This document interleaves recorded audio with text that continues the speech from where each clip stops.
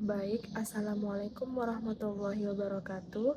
Perkenalkan, saya Suci Nasari dari kelompok 3 ingin mempresentasikan makalah dengan judul Paragraf dan Pola Pengembangan Paragraf. Jadi, yang pertama itu latar belakang masalah. Paragraf merupakan bagian penting dalam karangan karena memuat ide yang tertuang secara terstruktur. Paragraf terdiri dari 2 atau lebih kalimat yang berkesinambungan. Lalu selanjutnya yaitu pengertian paragraf. Di sini, paragraf adalah seperangkat kalimat yang saling berhubungan dan digunakan untuk mengembangkan suatu gagasan. Paragraf membentuk kesatuan pikiran yang tersusun secara logis dan sistematis. Menurut para ahli, paragraf terdiri dari kalimat topik sebagai inti gagasan dari kalimat pengembang yang memperjelas atau mendukung ide utama dalam suatu bahan. Jadi selanjutnya adalah ciri-ciri paragraf. Jadi ciri-ciri paragraf adalah yang pertama yaitu kalimat pertamanya itu menjorok 5 spasi untuk karangan biasa, lalu 8 spasi untuk karya ilmiah. Selanjutnya memiliki kalimat topik di awal, tengah, atau akhir. Yang ketiga ada kalimat penjelas mendukung ide utama. Yang ketiga hanya satu kalimat topik dalam satu paragraf. Yang keempat, paragraf akademik terdiri dari kalimat topik, penjelas, dan konklusi. Dan yang terakhir adalah semua kalimat dalam paragraf yang saling terkait. Selanjutnya adalah fungsi paragraf. Nah, di sini fungsi paragraf adalah yang pertama itu mengekspresikan gagasan dalam kalimat yang logis dan padu, menandai peralihan gagasan dalam suatu karangan, memudahkan penulis dalam mengorganisasi gagasan dan pembaca dalam memahami isi. Yang keempat, mengembangkan topik ke dalam unit pikiran yang lebih kecil, dan yang terakhir memudahkan pengelolaan variabel dalam karangan yang kompleks. Jadi, struktur paragraf itu ada 4. Yang pertama itu adalah kalimat topik sama kalimat pengembang langsung, kalimat topik, kalimat pengembang langsung, dan kalimat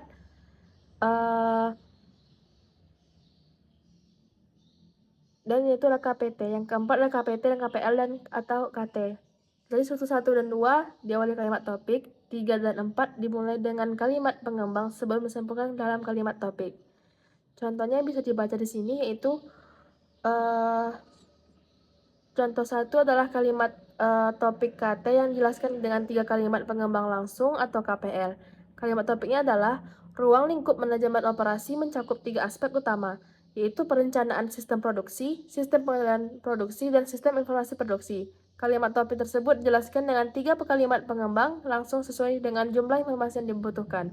Selanjutnya itu adalah syarat paragraf yang baik. Jadi, syarat paragraf yang baik itu ada 10. Yang pertama, kesatuan. Semua kalimat harus membahas atau temanya yang jelas. Yang kedua, koherensi, yaitu kalimat dalam paragraf bahwa harus saling terkait menggunakan repetisi, konjungsi, atau kata ganti. Yang ketiga, metode pengembangan. Paragraf dikembangkan menggunakan metode proses definisi atau lainnya. Yang keempat, kalimat topik dapat berada di awal, deduktif, akhir atau induktif, awal dan akhir deduktif dan induktif. Kalau lalu tengah itu ineratif atau menyebar atau deskriptif. Yang kelima itu ada kaidah bahasa. Ini mematuhi ejaan, tanda baca, diksi, dan struktur kalimat yang benar. Yang keenam, teknis ilmiah, memperhatikan kutipan sumber rujukan, tata letak grafik, kurva, dan gambar. Yang ketujuh adalah struktur karangan.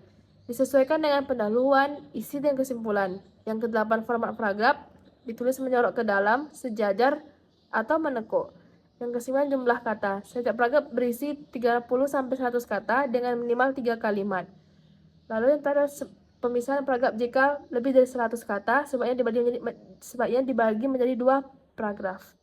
Lalu jenis paragraf itu yang pertama adalah menurut fungsi paragraf, 1 paragraf pembuka. Pengantar yang menarik perhatian pembaca dan menyiapkan pemahaman terhadap topik. Yang kedua, paragraf pengembang, menguraikan dan mengembangkan gagasan utama yang telah diperkenalkan di paragraf pembuka. Yang ketiga, paragraf penutup, mengakhiri karangan dengan kesimpulan atau penegasan kembali hal-hal yang penting. Yang kedua, berdasarkan pola penalaran. Yang pertama itu deduktif, gagasan utamanya di awal, diikuti oleh kalimat penjelas. Yang kedua, induktif, dimulai dengan perincian, diakhiri dengan gagasan utama. Yang ketiga, deduktif induktif, gagasan utama ada di awal dan di akhir paragraf. Yang keempat, ineratif, gagasan utama terletak di tengah paragraf. Lalu yang kelima, ide pokok menyebar, tidak memiliki kalimat topik, gagasan tersirat dalam seluruh paragraf. Jadi lalu berdasarkan urutannya itu ada 3, ada pembuka, isi, dan penutup. Kalau menurut isinya, paragraf ini terbagi menjadi paragraf deskripsi. Maksudnya, paragraf deskripsi merupakan bentuk tulisan yang berusaha memberikan perincian dari objek yang sedang dibicarakan. Ciri-cirinya menggambarkan benda, menggunakan panca indera, membuat pembaca seakan melihat dan merasakan objek, lalu menjelaskan ciri-ciri secara detail. Lalu yang keempat menurut isinya yaitu paragraf eksposisi. Eksposisi merupakan paragraf yang bertujuan untuk memberitahu, menghapus, menguraikan, atau menerangkan sesuatu. Ciri-cirinya menjelaskan definisi, langkah atau metode, gaya penulisan informatif, menyampaikan informasi yang tidak bisa dicapai panca indera, lalu menjawab pertanyaan apa, siapa, di mana, kapan, mengapa, dan bagaimana. Selanjutnya yang keempat, menurut sifatnya itu paragraf narasi. Paragraf narasi adalah suatu bentuk tulisan yang berusaha menciptakan, mengisahkan, merangkaikan tindakan perbuatan manusia dalam sebuah peristiwa secara kronologis yang berlangsung dalam kesatuan waktu. Ciri-cirinya yaitu narasi ekspositoris, menyajikan peristiwa secara informatif agar pembaca memahami secara tepat.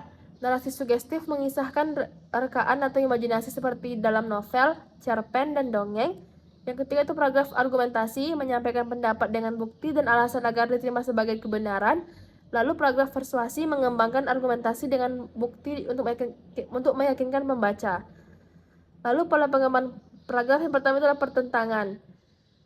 Pengembangan paragraf ini dengan cara pertentangan biasanya menggunakan ungkapan seperti berbeda dari, bertentangan dengan, sedangkan, lain halnya dengan, akan tetapi, dan bertolak belakang dari.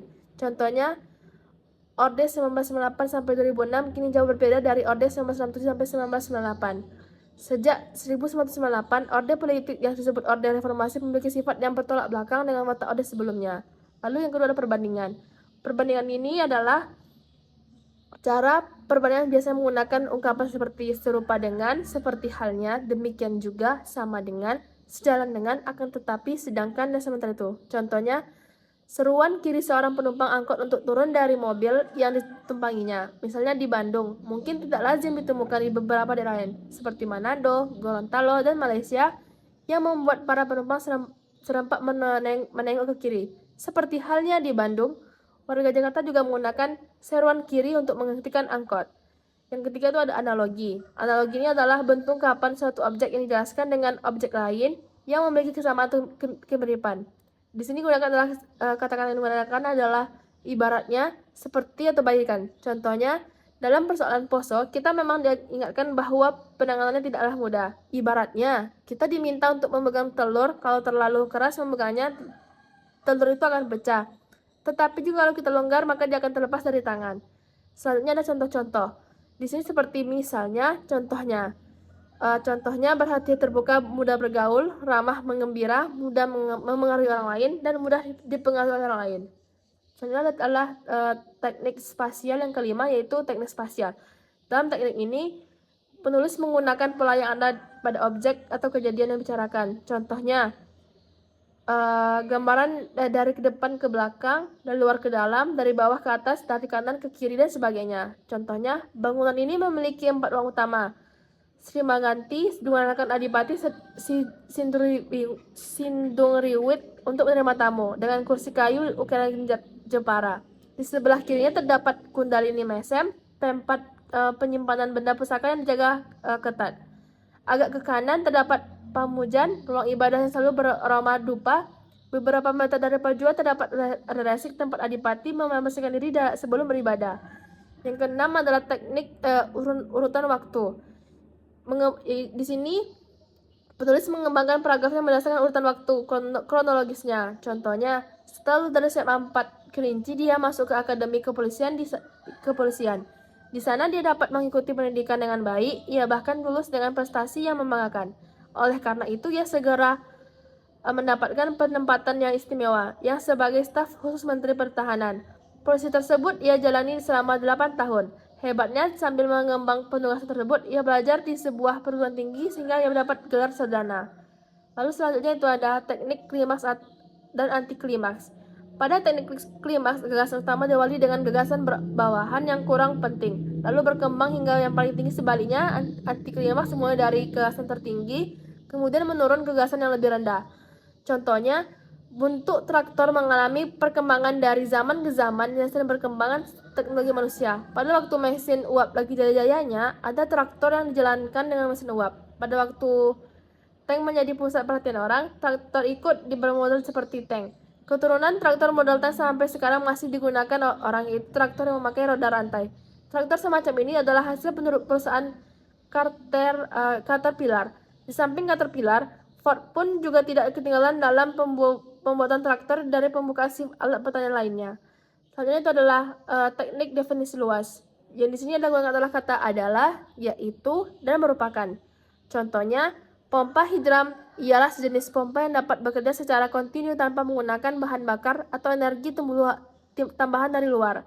Pompa ini bekerja dengan memanfaatkan tenaga air yang berasal dari sumber air dan mengalirkan sebagian air tersebut ke tempat yang lebih tinggi. Bagian utama sistem ini adalah pompa pemasukan, katup limbah, katup penghantar, katup udara, ruang udara, dan pipa pengeluaran. Selanjutnya adalah 9, yaitu teknik klasifikasi. Teknik ini merupakan teknik pengembangan yang menggunakan pengelompokan. Contohnya di sini yang termasuk kemampuan kebahasan adalah kemampuan menyerap ejaan, punktuasi, kosakata, diksi, dan kalimat. Sedangkan yang dimaksud dengan kemampuan pengembangan ialah kemampuan menata paragraf, kemampuan membedakan pokok bahasan, sub pokok bahasan, dan kemampuan membagi pokok dalam bahasa dalam urutan yang sistematik. Yang terakhir adalah sebab akibat. Di sini kata yang digunakan adalah padahal, akibatnya oleh karena itu, dan karena. Contohnya, akibatnya saat krisis melanda Asia pada 1997 atau 1998, Indonesia paling sulit untuk bangkit dari keterpurukannya. Oleh karena itu, Indonesia perlu melakukan reformasi penyelenggaraan program jaminan sosial. Selanjutnya adalah menguraikan kesalahan umum dan penulisan paragraf. Yang pertama, paragraf yang terlalu panjang, yaitu paragraf yang terlalu panjang yang membuat membaca itu sulit memahami intinya. Yang kedua itu paragraf terlalu pendek, yaitu paragraf yang mengembangkan garis utama tetapi sehingga terputus-putus. Solusinya, tambahkan kalimat penjelas, contoh atau data pendukung agar paragraf lebih substansial. Yang ketiga itu ada paragraf tidak konsisten, mana kalimat-kalimat itu tidak mendukung satu gagasan utama. Solusinya, pastikan setiap kalimat dalam paragraf memiliki hubungan erat dengan gagasan utama yang dijelaskan di dalam kalimat pertama. Yang keempat, kurangnya kohesi dan koherensi. Yang ini berkaitan dengan hubungan antar kalimat dalam paragraf, sedangkan koherensi memastikan paragraf memiliki alur pemikiran logis. Solusinya, gunakan kata hubung dan transisi yang tepat agar memiliki dalam paragraf yang saling terhubung dengan baik. Yang kelima itu tidak ada kalimat utama yang jelas. Di sini paragraf tanpa kalimat utama membuat pembaca bingung dalam menentukan ide pokok yang ingin disampaikan. Solusinya, gunakan satu kalimat yang ada jelas di awal, tengah, ataupun akhir untuk memperjelas gagasan utama. Yang keenam, penggunaan kata-kata yang redundan atau tidak efektif, yaitu mengulang kata atau frasa tanpa memberikan tambahan makna dapat membuat paragraf menjadi kurang menarik dan tidak efisien. Solusinya, hindari pengulangan kata yang tidak perlu, menggunakan sinonim atau variasi kalimat. Yang ketujuh adalah tidak menggunakan transisi atau paragraf. Di sini tulisan akan terasa terputus-putus jika paragraf tersebut tidak memiliki keterkaitan antara satu sama lain. Solusinya, gunakan kata transisi seperti selain itu, dengan demikian, atau sebaliknya untuk menjaga keseimbangan antara paragraf tersebut. Selanjutnya adalah menjelaskan cara meningkatkan efektivitas paragraf dalam berbagai konteks tulisan. Yang pertama yaitu menentukan tujuan paragraf. Sebelum menulis paragraf, tentukan tujuan utamanya dulu, apakah menjelaskan atau meyakinkan atau menggambarkan. Contohnya, dalam esai argumentatif, paragraf harus berfokus pada membangun argumen yang kuat dan logis. Yang kedua, menggunakan kalimat pembuka yang kuat. Kalimat pertama dalam paragraf harus menarik perhatian pembaca dan langsung mengarah pada inti gagasan. Contohnya, teknologi telah mengubah cara manusia berkomunikasi dalam 2 dekade terakhir. Yang ketiga adalah menyusun paragraf dengan alur yang jelas. Gunakan pola pengembangan paragraf yang sesuai seperti pola sebab, akibat, kronologis, dan perbandingan. Pastikan setiap kalimat dalam paragraf memiliki hubungan logis yang kuat dan kalimat sebelumnya. Yang keempat, menggunakan variasi kalimat. Yang kelima itu adalah memanfaatkan kata hubung dan transisi. Contohnya karena, akibatnya, sementara itu, oleh karena itu, selain itu. Lalu menggunakan contoh dan ilustrasi yang relevan. Contohnya di sini adalah banyak startup sukses berawal dari garasi rumah seperti Apple yang dimulai dari Steve Jobs dan Steve Wozniak di tahun 1976. Yang ketujuh adalah menghindari kalimat yang terlalu kompleks. Kalimat yang terlalu panjang dan berbelit-belit membingungkan pembaca. Yang kedelapan adalah mengedit, merevisi paragraf. Yang kesembilan menyesuaikan gaya penulisan dan jenis tulisan. Lalu ke-10 menggunakan paragraf untuk meningkatkan daya tarik visual tulisan. Jadi kesimpulan dari yang saya presentasikan ini adalah paragraf adalah suatu satuan terkecil dalam karangan yang tersusun dari beberapa kalimat terkait secara sistematis untuk membentuk gagasan utama. Jadi, struktur paragraf ini terdiri dari kalimat topik dan kalimat pengembang. Paragraf dapat mengikuti pola deduktif, induktif, atau deduktif induktif. Paragraf yang baik memiliki kesatuan, kepaduan, kelengkapan, keruntutan, dan konsistensi agar mudah dipahami. Jenis paragraf diklasifikasikan berdasarkan pola penalarannya seperti deduktif, induktif, dan deduktif-induktif. Jadi sekian dari saya. Sebelumnya terima kasih. Assalamualaikum warahmatullahi wabarakatuh.